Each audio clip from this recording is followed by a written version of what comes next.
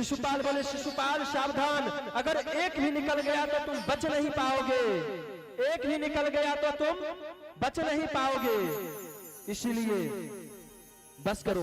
बोला नहीं मैं तो बोलूंगा ही, तुम तो छलिया हो, तुम तो कपटी हो, तुम तो चित चोर हो, तुम तो माखन चोर हो, ना जाने क्या क्या सब सुनाने लगा। भगवान श्री कृष्ण गुस्से में आए, तुरंत अपना सुदर्शन चक्र चलाए, जिससे कि सुदर्शन चक्र की तीव्र इतनी गति थी कि निकलते ही भगवान श्री कृष्ण का यहाँ पर जरा सा खरोच लग गया, कट गया कि उससे तुरंत वहां से रक्त बहने लगा और शिशुपाल का गोविंदाय नमो नमः हो गया। बोलिए कृष्ण कन्हैया लाल की। उसके बाद जब वह उंगली कट गया उस समय शोक सत्यभामा की ओर रुक्मिणी रोए धाय, बांधन को पट खोजती पट रानी अकुलाय, तब लग देखी द्रौपदी ले देखे यदलीर, अंगुली बांधन को तुरंत चीरो अपनो चीर। सत्यभामा मैया शोक कर रहे हैं कि ये क्या हो गया, उंगली कट गया। रुक्मिणी मैया दौड़ करके वो रो रहे हैं, रुक्मिणी रोए धाय, रुक्मिणी बैठ करके रो रहे हैं, शोक सत्यभामा की ओर, और सत्यभामा मैया शोक कर रहे हैं। और बांधन को पट खोजती पटरानी अकुलाय, जितने भी पटरानी लोग हैं वह वस्त्र खोज रहे हैं कि कोई ऐसा वस्त्र दिखेगा जिससे कि कन्हैया का उंगली बंधा जाएगा।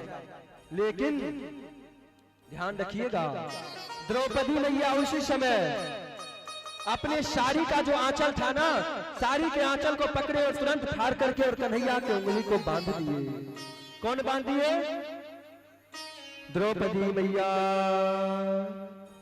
तब भगवान श्री कृष्ण कहते हैं बहन तुमने इतना महंगा साड़ी को इतना अच्छा जो तुम अपने वस्त्र पहने हो, कोई दूसरा और कपड़ा लेकर के तुम हमें उंगली में लगा देता, तुम अपनी साड़ी को क्यों फाड़ दी हो? तब द्रौपदी क्या कहती है सुनिएगा। द्रौपदी कहती है सुनो प्यारे भाई घनश्याम आपके आवे जो काम, सुनो प्यारे भाई घनश्याम आपके आवे जो काम, चीर दूं नसों को, चीर दूं नसों को, ये तो रेशम के धागे हैं, ये तो रेशम के धागे हैं, धागे भी साधारण इसका कौन मोल करे, जो ना लागे कटु उंगली पर, ये ना दुल्हन के जोड़ा है ना दुल्हा के बाग है, अरे वे धागे हैं अभागे जिनके, जो ना लगे कटी उंगली पर, जो लागी कटी उंगली पर भाग उनके ही जागे हैं, कन्हैया भाग उनके ही जागे हैं। फिर भगवान श्री कृष्ण भी कह दिए द्रौपदी रहेगा याद ये जीवन में, द्रौपदी रहेगा याद ये जीवन में ना भुलाऊंगा, समय पर देखना द्रौपदी मैं तुम्हारे काम आऊंगा, समय पर देखना द्रौपदी मैं तुम्हारे काम आऊंगा।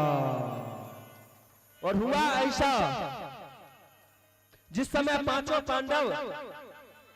पांडव धीरे धीरे जुआ खेलते खेलते राज्य भवन सब कुछ जब हार गया, अंतिम समय में द्रौपदी पर भी लगा दिया दांव।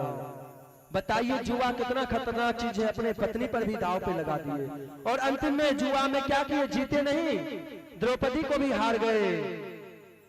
तब दुर्योधन कहता है दुशासन जाओ अब क्या करो, द्रौपदी को ले आओ। क्यों?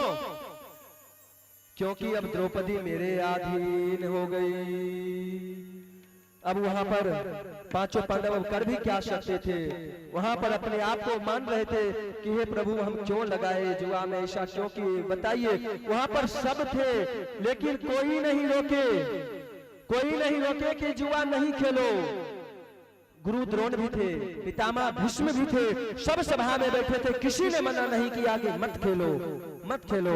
और पाशा फेंकने वाले थे मामा शकुनी। पाशा कौन फेंकते थे? शकुनी।